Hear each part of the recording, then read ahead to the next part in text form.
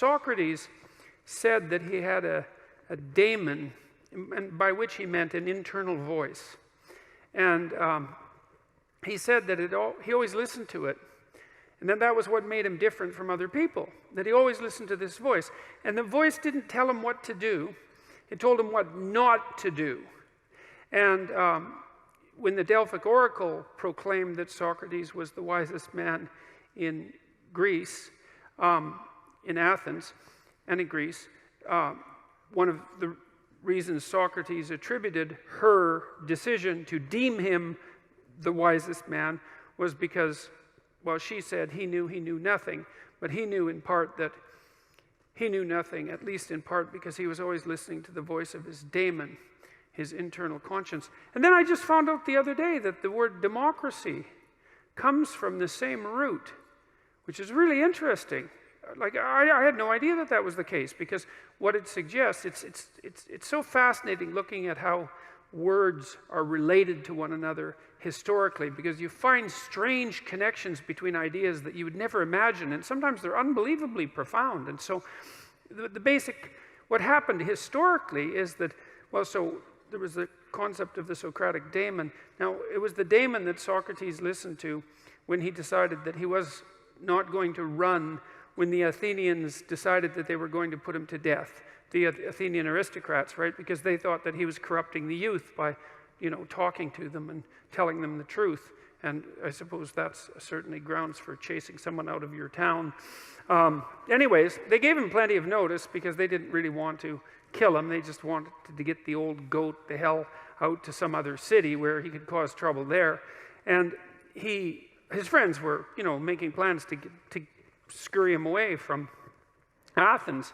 And he went out and consulted his daemon, and it told him not to leave.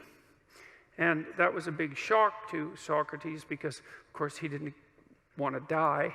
And but yet he had decided that he was always going to follow the dictates of the daemon. And so he did something that only a philosopher would do, was reversed his assumptions. He thought, oh, well, I was afraid of dying, and my daemon said, stick around, and so I must be wrong. It must be worse to risk not following that internal voice than to risk this form of death, which is a question you have to really wrestle with, and one his friends weren't very happy about. But in any case, he didn't run, and we have two good court-like documents attesting to that, one written by someone named Xenophon and the other by Plato. They're very interesting documents. I would highly recommend reading them. They're very short, and one of the reasons I would recommend reading them, apart from the fact that they're fascinating and short, is that you also get the sense from what Socrates wrote that because he had lived his life fully, no holds barred in some sense, that he could let it go when the time came.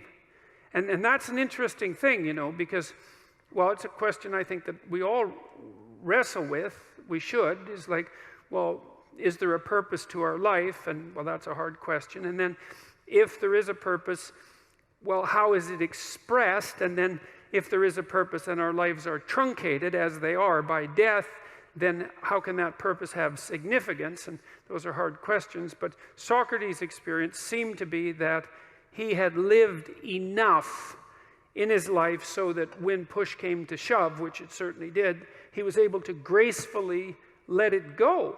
And he attested to that with his death. And that's fairly convincing, that's a fairly convincing argument.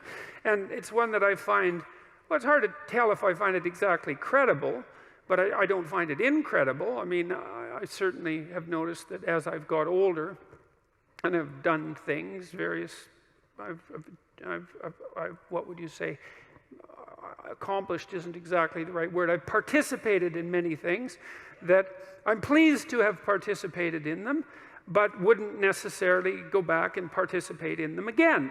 It's sort of as if when you do something and you finish it, it's as if it's done. You don't have to do it again. And maybe it's possible, who knows, that if you finish your life, whatever that might mean. If you exhaust your life, then that's enough life, you know, that you've had enough.